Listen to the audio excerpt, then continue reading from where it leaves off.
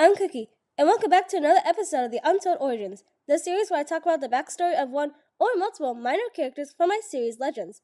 Once again, I'll be continuing to talk about the Guardians, a group who are tasked with protecting an ancient weapon called the Beacon of Light, up to the point where all the enchanted animals and night meet each other. If you haven't heard what happens after that, and want to know, I recommend watching Night's video as I discussed it there. In this episode, I'll be talking about Ambush, Tidepool, and Sonic. They were all born on the south side of the Evergreen Forest. While Tidepool and Ambush were childhood friends, they did not meet Sonic until much later in life. As a tree mammal, Ambush was exclusively raised by his mother, Root. He did know of his father, but he didn't take part in raising his son, and would only return to his mate after Ambush had grown up and left on his own. Ambush was intrigued by his father, but pretended not to care. Tidepool, meanwhile, grew up with both of her parents as well as her siblings. She was very adventurous, much to the dismay of her parents, as she was always finding herself in trouble. On one of her outings, she ran into Ambush and Root. Root, realizing the situation, decided to take Tidepool back to the river, where most aqua bunnies live. During this, Ambush and Tidepool talked to each other, becoming interested in each other's lives. Is it not scary by the river? Of course not. Swimming's the best part. But what if you were swept away? That's why we have a water power, silly. They eventually made it to Tidepool's home, to which Tidepool's parents thanked them. Ambush was not ready to leave his new friend, but Root pulled him away. It was then she realized that Ambush was not like other tree mammals. Their species are solitary animals, and they usually travel alone or in pairs. But it was clear to her that Ambush sought companionship. This didn't concern her, though. Root figured that he'll grow out of it, and if he doesn't, at least he'll have an easier time finding a mate. Ambush and Tidepool will go on to meet each other in secret at night whenever they could, growing closer. But these meetings started to become less frequent as they got older. Ambush started feeling guilty that he was going against the nature of his species. Tidepool was upset by this. She sacrificed time with her siblings and opportunities to make other friends to meet Ambush. If she lost him, she wouldn't know what to do, and unfortunately for her, he decided to end their friendship. I'm sorry, Tidepool, but we can't keep meeting like this. Why? There's nothing wrong with what we're doing. You're just too ashamed to admit that you have a friend. Because tree mammals don't have friends. Other tree mammals don't. You do. Eventually, Ambush left Tidepool behind, who had to return home knowing that she just lost her best and basically only friend. Now, during all of this, Sonic was growing up in his clan of howling bats. He was the youngest of his generation and was the only pup of his parents. This, unfortunately, made him an easy target for the older pups to pick on him, which led to him not having many friends. He was especially picked on by Stalagmite, the oldest of the generation, and already being hyped up by the clan to have a successful future. Clans of howling bats have a very complex living style compared to most enchanted animals.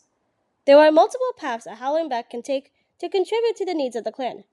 Such examples include hunting, healing, guarding, search and rescue, and fighting. A howling bat will be expected to know how to do all the basics of these things, but will usually specialize in one or two paths. Sonic, wanting to prove himself to his peers, decided to specialize in fighting, a particularly hard thing to do. Stalagmite also decided to specialize in fighting, much to the disappointment of Sonic, who now had to deal with being constantly beaten by him. How many times are you going to see me? Every time Stalagmite spars against me. That pup better pull himself together, otherwise he'll land himself in real trouble. Sonic pushed past this and continued to practice as hard as he could. This did eventually pay off, becoming one of the most respected fighters in the clan. Even the howling bats who picked on him apologized and started to hang out with him. Stalagmite, who refused to mature, started to lose the respect of his clanmates. He grew jealous of Sonic, just as Sonic was once jealous of him. Sonic, though, grew past it, but he never would. One day, the Alpha's second-in-command suddenly died, and Sonic was chosen to be the new one. This frustrated Stalagmite, who came up with a plan to get rid of him. He killed the Alpha and framed Sonic. Despite him claiming that he didn't do it and that Stalagmite did, he didn't have any evidence proving that he was guilty.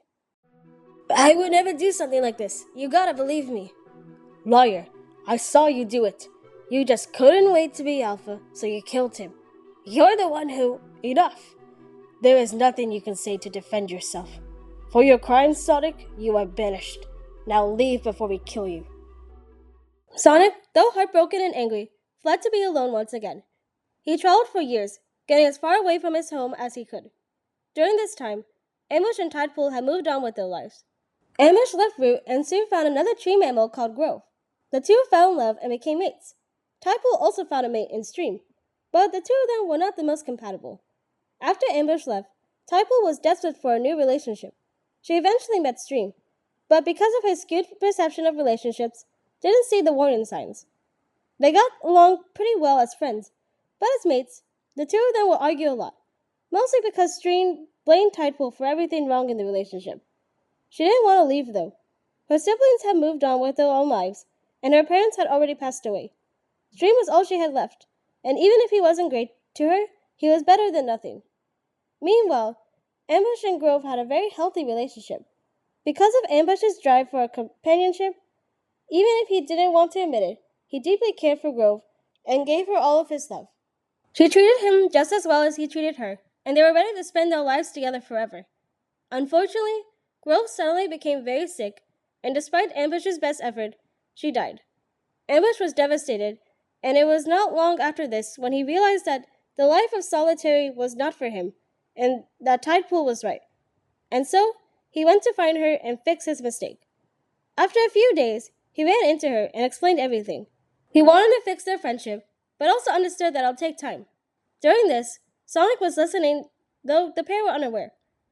Ambush then asked Tidepool how she had been, though she quickly replied that she had to get back to Stream, in which she looked visibly upset. When Sonic pressed further, Tidepool explained who he was, prompting Sonic to confront them. They were at first afraid of him, but he quickly showed that he was no threat. That is no mate. He is a stranger. Don't be ridiculous. Sure, we may argue sometimes, but Tidepool, what he's doing to you isn't love, it's control. And when someone wants control, they'll get it through any means necessary, even if they have to hurt others.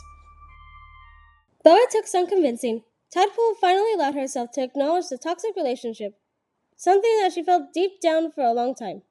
Sonic left soon after, leaving Tidepool to go with Ambush to confront Stream and end things off for good. She knew that it would take a while to recover from the whole ordeal, but Ambush was ready to support her. Despite what he did, she wasn't mad. She just wanted her friend back. After a while, they ran into Sonic again, and Tidepool thanked him for his help. He was glad to see that she was okay, but was also being distant. After what happened with his clan, he struggled to trust others, even though he was very lonely. He subconsciously followed Ambush and Tidepool around, which they were aware of, but didn't press why. Over time, Sonic allowed himself to be more open and grew protective over the pair. His bitterness towards Stalagmite and his clan slowly melted away. Despite everything that has happened to him, Sonic never liked holding on to the past and how others thought of him. He saw firsthand what it did to Stalagmite, and Sonic doesn't want to be like him. So he focused on what was important in his life, Ambush and Tidepool. Over the years, the three of them became best friends. They also met a Magi Veil named Strawberry, but I'm going to save that discussion for his video. Sonic, Ambush, and Tidepool, after spending a long time traveling, finally found a place to claim as their territory. This, however, will lead to a border dispute with Misty, Birdie, and Feather, which, unbeknownst to them, would change their lives forever. And that's all I have for this video. Make sure to comment below what you thought of their backstory. Thank you so much for watching. Bye-bye!